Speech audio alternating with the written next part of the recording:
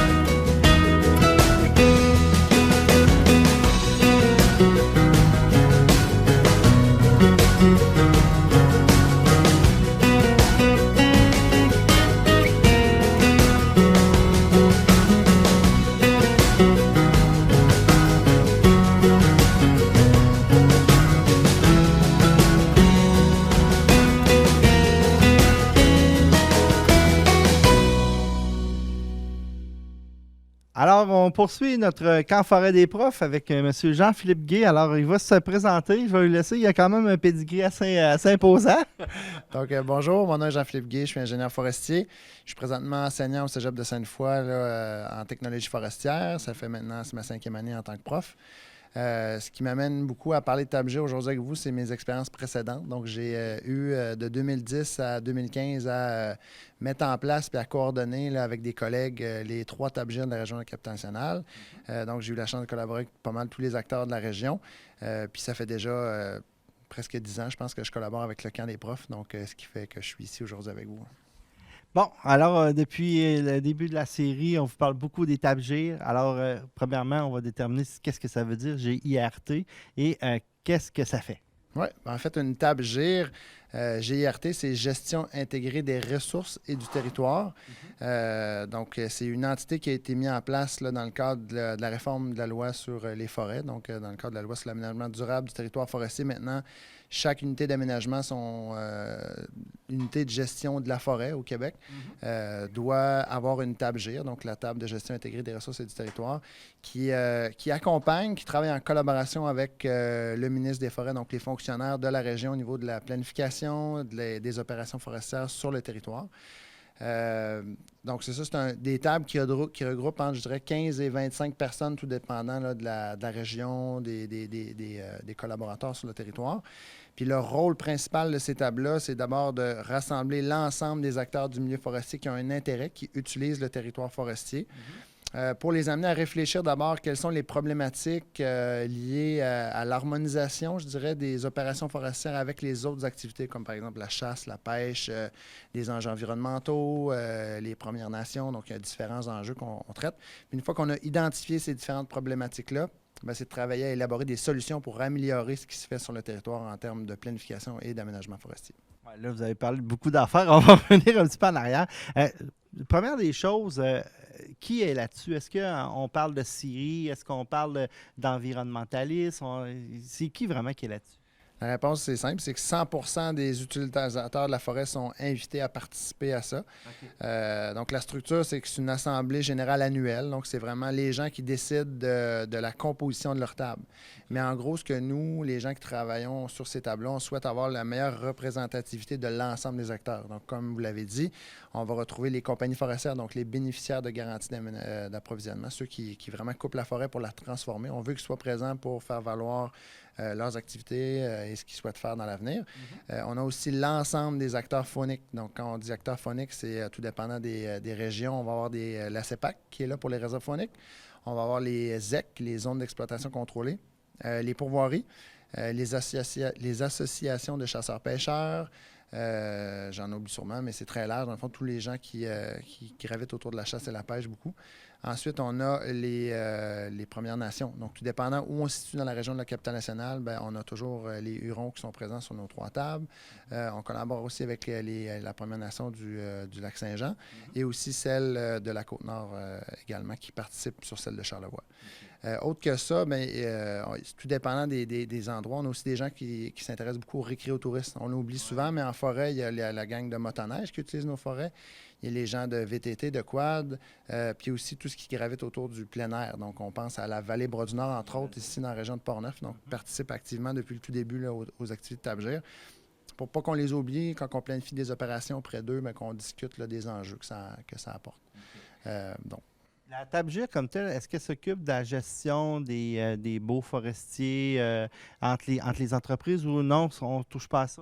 non, en fait, la table GIR, elle, c'est vraiment le lien qui est fait entre la planification, l'aménagement des forêts et leurs activités à eux. Donc, tout le lien entre l'allocation des bois, tout ça, c'est vraiment géré à part. Donc, c'est vraiment le ministère de Forêt, Faune et Parc qui gère ça directement avec les industriels. Donc, nous, la table GIR, ce n'est pas notre rôle. C'est vraiment davantage d'influencer l'aménagement forestier pour différentes raisons, pour augmenter la productivité de nos forêts, pour diminuer l'impact de ces activités-là sur les activités des autres. Donc, c'est vraiment axé sur la planification forestière uniquement.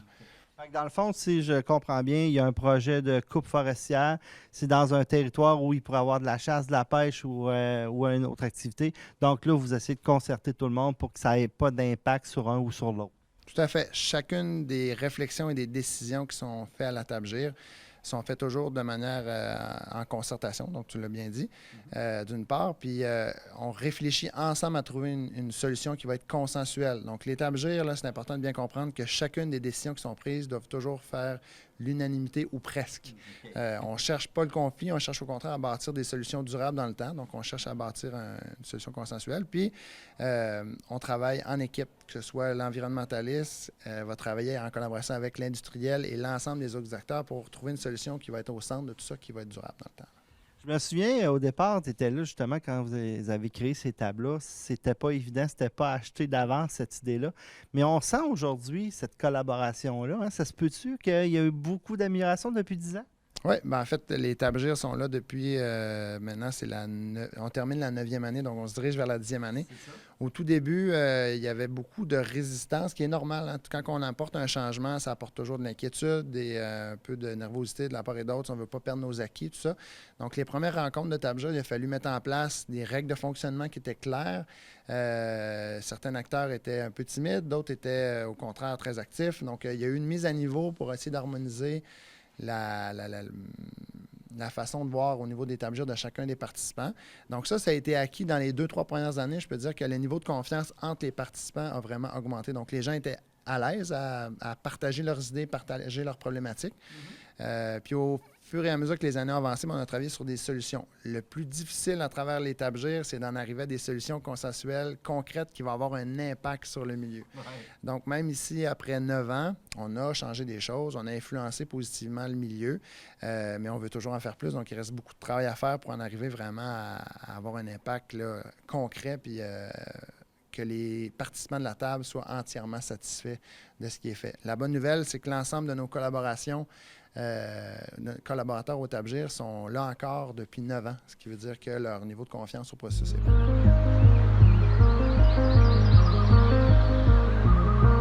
Notre forêt est une ressource importante au Québec. Et aujourd'hui, on va aller voir si les Québécois la connaissent vraiment. C'est la responsabilité de qui, ça, de gérer les forêts? Le gouvernement, de tout le monde. C'est un peu à tout le monde de faire attention, je crois. Ce serait au gouvernement, en fait, de mieux protéger son territoire pour empêcher justement qu'il y ait beaucoup d'entreprises privées qui viennent couper de façon irresponsable. La gestion des forêts au Québec, elle relève de l'État, du ministère. Comme entrepreneur forestier, notre rôle, nous, c'est de mettre en application les ententes d'harmonisation qui sont en vigueur avec les autres intervenants du milieu pour que tout le monde y trouve son compte. Peut-on aménager la forêt en cohabitation avec les activités récréatives en forêt? Oui, je pense qu'il y a des gens qui font beaucoup d'efforts vers ça. Il doit y avoir une façon de gérer notre forêt pour que tout le monde puisse en profiter. Je pense qu'il doit y avoir le niveau économique de nos forêts ne doit pas être sous-estimé, mais en même temps, c'est tellement des beaux attraits touristiques qu'on a aussi au Québec qu'on doit s'en servir des deux façons. Je pense que c'est faisable.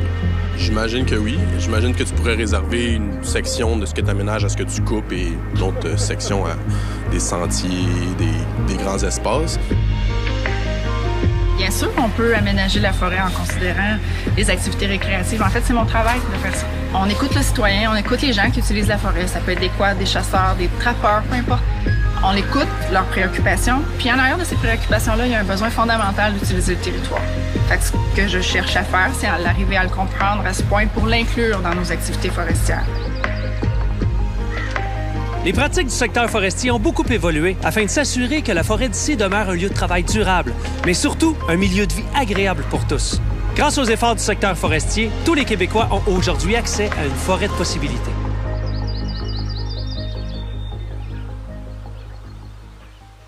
Vous avez 3 tables sur le territoire. J'imagine vous voyez quoi, aux 3 mois? Ça ressemble à ça parce qu'il y a quand même beaucoup de participants. C'est à peu près une vingtaine, 25 participants par table? Tout à fait. Donc, les 3 tables, on en a une pour la région de Portneuf puis la MRC de la Jacques-Cartier. Donc, son nom, c'est Tabgir de Portneuf.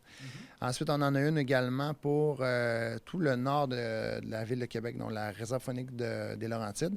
Nous, on l'appelle la Tabgir Laurentide. Et on a la même chose pour les 2 MRC de Charlevoix, donc Tabgir Charlevoix. Okay. Dans chacune de ces Tabgirs-là, on regroupe entre 15 et 25 personnes, là, comprenant les personnes ressources, les gens du ministère. Mais en termes de participants, là, on a peut-être une douzaine, quinzaine de participants qui représentent des intérêts. Puis au niveau du nombre de fois, on se rencontre au minimum 4 fois par année. Chacune des tables. Donc, on se rencontre 2 fois à l'automne, minimalement 2 fois à l'hiver, puis souvent, on a 3 rencontres à l'hiver, ce qui fait qu'au total, c'est entre 4 et 5 rencontres annuelles qu'on a. Puis ça, c'est à part des comités de travail sur des enjeux spécifiques comme la faune, sur le paysage, sur la foresterie.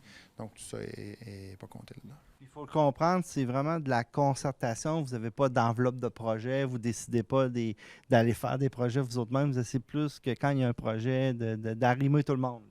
Oui, mais ça, encore une fois, c'est des choses qui ont beaucoup évolué à l'époque des CRE. sans expliquer c'était quoi. On avait une enveloppe budgétaire qui nous permettait de développer des projets qui répondaient à des enjeux de la table GIR. Maintenant, c'est la MRC qui gère ces montants-là, particulièrement la MRC de Portneuf. Donc, c'est la MRC de Portneuf qui est mandataire au niveau du PADF, Programme d'aménagement durable des forêts.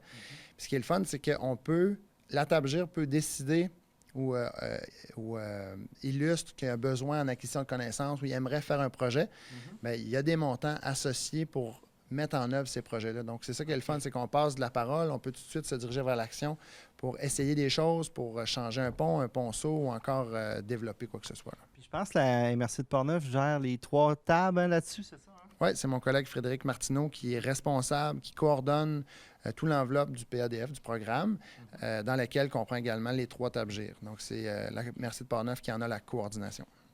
En terminant, je m'en voudrais de pas vous parler de votre vie normale au cégep. C'est quand même intéressant de voir ce regain de popularité pour le métier de forestier, tout ça. Est-ce que vous le sentez aussi dans les écoles? Tout à fait. Depuis que je suis enseignant, depuis 5 ans, d'abord, on sent vraiment l'intérêt des jeunes à venir en foresterie. Il y a eu une baisse à la fin des années 2000, 2007, 2008, je pense que ça a été plus difficile. Maintenant, on a entre 75 et 80 nouveaux étudiants qui rentrent à chaque année en première année. Puis on a un bon taux de rétention. Donc, je pense que tout ce qui a été mis en place au niveau de faire connaître le milieu de foresterie, de parler un peu des idées mal fondées qu'il pouvait y avoir autour de la foresterie, je pense que ça a eu un impact. En tout cas, je crois, je suis pas mal certain que ça a eu un impact. Donc, de ce côté-là, c'est génial parce qu'on a des étudiants motivés, intéressés par la foresterie. Puis, ce qui est le fun de mon côté, ce que j'adore du métier d'enseignant, c'est que je peux prendre l'expérience que j'ai eue au cours des dernières années puis l'appliquer directement. Puis, le fait que je collabore encore activement dans le milieu forestier, ça me permet de me tenir à jour puis de partager tout ce qui se passe au quotidien là, au niveau de la région à mes étudiants. Donc, ça, c'est bien. Puis, vous disiez que ça fait quelques années que vous faites le camp forêt des profs. Ça aussi, c'est intéressant de parler à des profs, de changer les mentalités un peu. Hein? Ah, exact. En fait, à chaque année, quand je me présente ici, je n'ai pas un objectif précis, mais j'ai l'impression, dans le regard des gens, que la perception qu'ils ont de la foresterie au début de ma présentation puis à la fin peut avoir évolué. Donc ça, c'est pourquoi je dis oui à chaque année encore. Voilà. Hey, merci, M. Guy. Ça va le fun. On aurait pu jaser encore quelques minutes. Merci beaucoup. Merci. De nombreux intervenants se partagent le territoire forestier. Autant d'intérêts diversifiés représentent un défi de tous les instants pour la gestion des ressources naturelles. La table locale de gestion intégrée des ressources et du territoire est le mécanisme prévu dans la loi pour harmoniser la cohabitation des différents utilisateurs. Un bel exemple d'harmonisation a été réalisé en Estrie. La MRC prévoit de prolonger la piste multifonctionnelle qui est cyclable et pédestre dans le secteur où on les coupe cette année. On a demandé des mesures d'harmonisation. Ces mesures d'harmonisation consistaient à faire seulement une récolte partielle sur une largeur de 30 mètres de chaque côté de la piste cyclable, de la piste multifonctionnelle, et aussi d'utiliser la piste cyclable comme sentier de débardage pour récolter la matière ligneuse. Roch Grenier, le président de l'entreprise BioSelect Mégantic, qui fait l'aménagement forestier sur le territoire ici. Et à ce moment-là, nous, on a travaillé étroitement avec la MRC du Haut-Saint-François, spécialement M. Lessard, avec qui il y avait un projet de piste cyclable. À la table GIR, nous avons débattu ce projet-là et l'ensemble des intervenants étaient d'accord à ce que ce sentier-là se fasse le plus rapidement possible. Et nous avons même dû changer notre planification forestière pour pouvoir réaliser des travaux ici cet hiver. Il faut, dans un premier temps, écouter qu'est-ce que l'autre a à dire, l'analyser et aussi respecter les besoins de chacun pour en arriver à une solution qui fait l'affaire de l'ensemble des intervenants. Les coupes étaient prévues pour 2015. Fait qu'on a dû finalement devancer d'une année la coupe pour permettre finalement le développement de cette piste-là au plus tôt. La majeure partie des travaux qui sont ici, c'est une coupe partielle en fait. On récupère les arbres malades seulement. Puis le but de ça, c'est d'ouvrir le peuplement, récupérer premièrement le bois qui est en perdition, puis ouvrir le peuplement pour permettre à la forêt finalement de se régénérer puis d'avoir toujours un couvert présent. Alors, je suis accompagné de M. Jean-Michel Baudouin. Bonjour, M. Baudouin, ça va bien? Oui, ça va bien. Alors, j'aimerais avoir votre titre, premièrement. Oui, je suis professeur adjoint à la faculté de foresterie, géographie et géométrie à l'Université Laval. Puis je suis aussi titulaire de la chaire de leadership en enseignement en foresterie autochtone. OK. Alors on a un spécialiste des affaires autochtones dans la foresterie, bien sûr.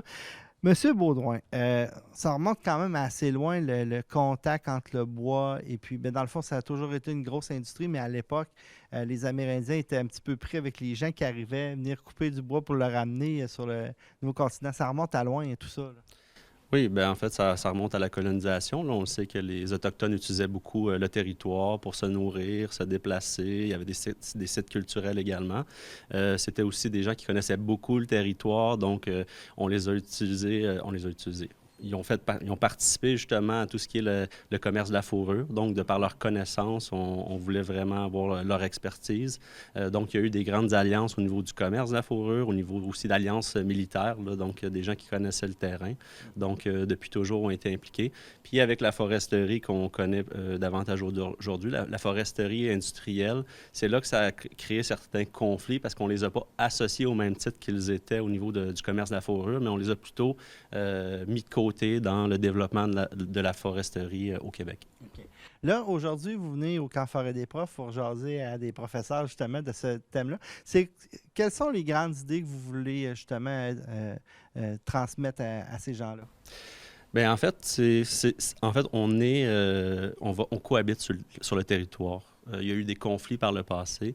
Puis je pense ce qui est important à travers tout ça, si on veut cohabiter sur le territoire, c'est d'apprendre à se connaître. Ouais. Donc, il y a eu des constats qu'on a faits au niveau de la foresterie. Les communautés, il y a eu des conflits parce qu'ils n'étaient pas associés au processus de prise de décision.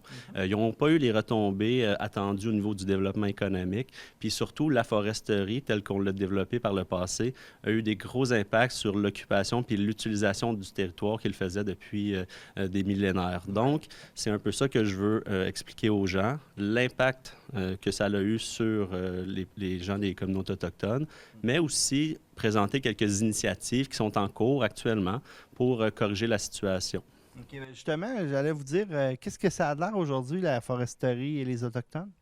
Bien, en fait, on travaille sur différents projets.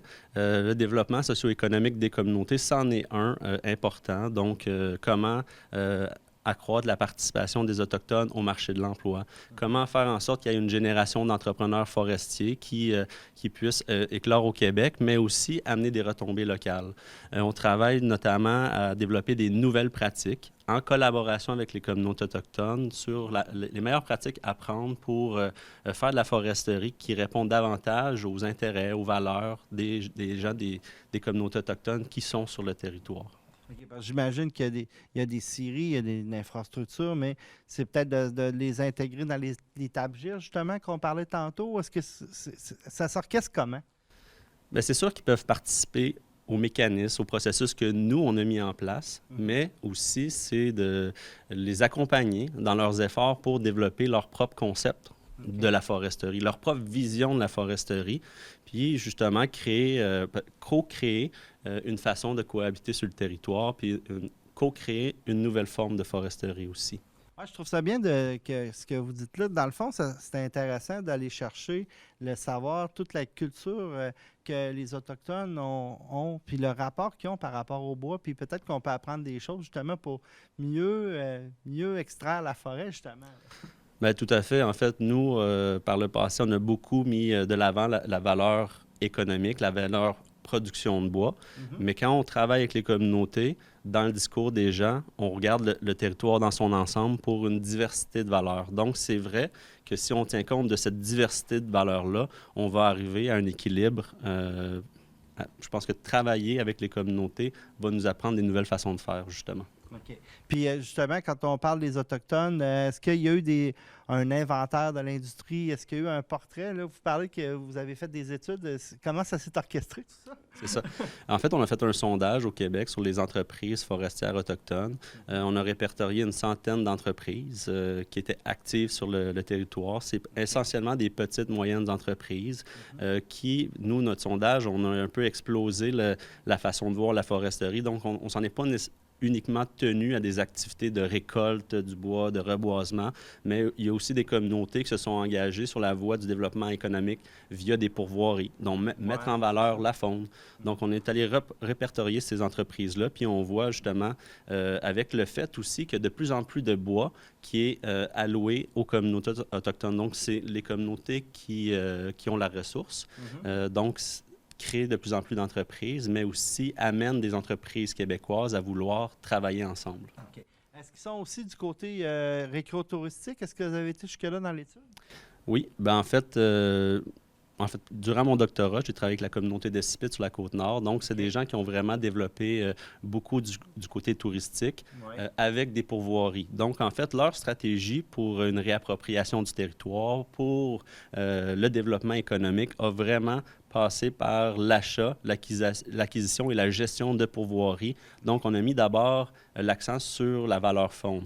Mais ce faisant, ça l'a vraiment aidé à aller participer à d'autres activités qui étaient des activités au niveau des broussailllages, par exemple, mais leur a amené des capacités de gestion de la ressource, mais aussi des capacités entrepreneuriales. Puis éventuellement, ça amène à l'autonomie des communautés.